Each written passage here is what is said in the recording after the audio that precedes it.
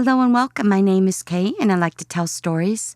Mostly they will be true stories, although I might embellish from time to time just to make it fun. In today's story, I wanted to talk about the 80s a bit. Just for reference, I went to grade school in earlier years in the 70s, but it turned 1980 when I was in high school. That was a very weird transition to go from hair everywhere, parted straight down, not washing your hair, all these calico colors that didn't match, ugly oranges, ugly greens.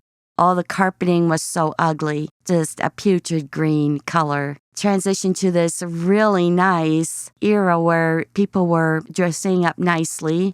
They had their hair did all the time, girls and boys, men and women. We all permed our hair. Everybody had curly hair.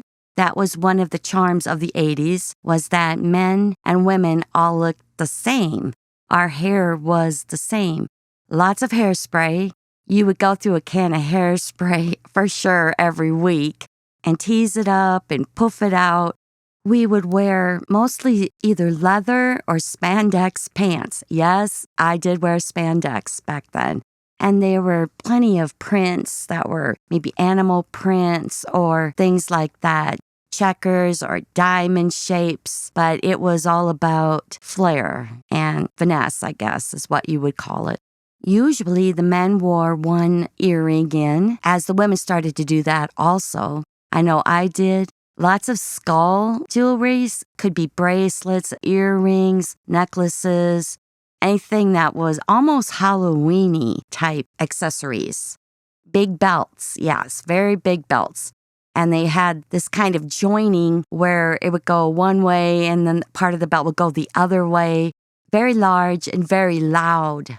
Both genders would wear boots, usually black ones. Women wore spiky boots or spiky heels with the kind of 50s look. Pizza toes is what you'd end up with if you wore those for too long, hook toe. And the big thing for cars were turbocharged vehicles. Also, they got smaller cars, less metal and more fiberglass. And I do remember that quite a bit. During that time, the HOAs, homeowners associations, those started up. And those are really fun because they tell you everything that you can and can't do in your own yard and porch and all of that. People were thinking they were living off the high hog if they were involved in a community that had the HOAs. And they would like to brag about it. I see them as a bad thing. Today, they dominate. People are stuck with, I can only do these certain things. It's not as much freedom as what you used to have if you just owned your home in a regular suburb or something like that. A side street in a residential area. You could do whatever you wanted. So this is when hardline symmetry took hold and has not let go at all, where each and every house in that section all look the same. If one resident decided to put a little brick on a certain specific part of their home, then you'll see the other neighbors doing it as well. My aunt got sucked up into that. I asked her, is it required that you put brick? Well, no, but the other houses, they've all got that one part, so we're going to do it. So you're going to waste all this money on brick just to put it as a facade over the front of your house. Okay, then. What was really interesting is in the 80s, once I had graduated and got out on my own and began my partying days and going out with the guys and gals that I knew, was that things were just kind of more equal there. As I said before, the men and the women all dressed the same, used the same products in our hair, wore the same jewelry. And rings, big old spider rings or skull rings or just anything like that. And if you could afford it, people would wear leather. That looked pretty sharp, I do have to say.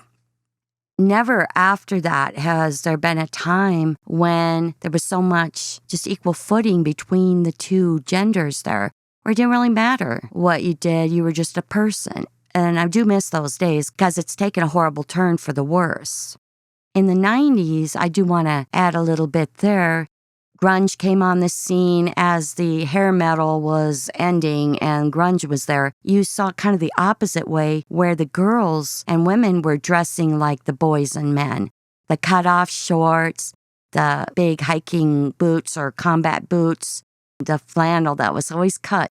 I got to cut those sleeves off. Can't have that. So there you still had some sort of, I'm just a person. I'm walking around.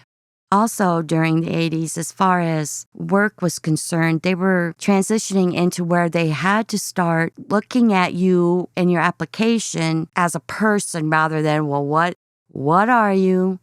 Oh, no, we don't hire women here. We just don't. And they began to have to do that. And it became kind of the norm that women for the first time are running out to work and wherever they want to. At this point, you could at least be considered. It helped a lot by the late 80s, for sure. You could get certain jobs that would be normally assigned to men, but they would at least consider you whether or not you got the job. And you were, yes, a token. You were. But you wanted to make sure you did the best performance that you could at work in order to keep it going so that another woman might say, oh, I want that position. It's worth more money.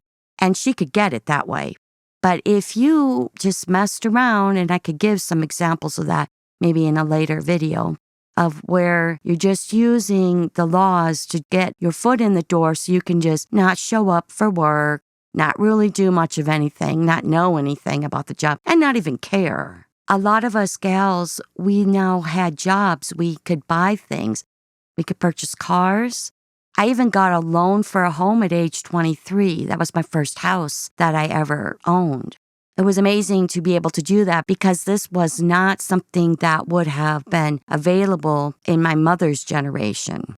Thank you for listening. I'll have some more stories in the future, true stories. I appreciate your time. You want to leave a like, go ahead. Got anything to say? Comments, that's great. You take care till next time. Bye.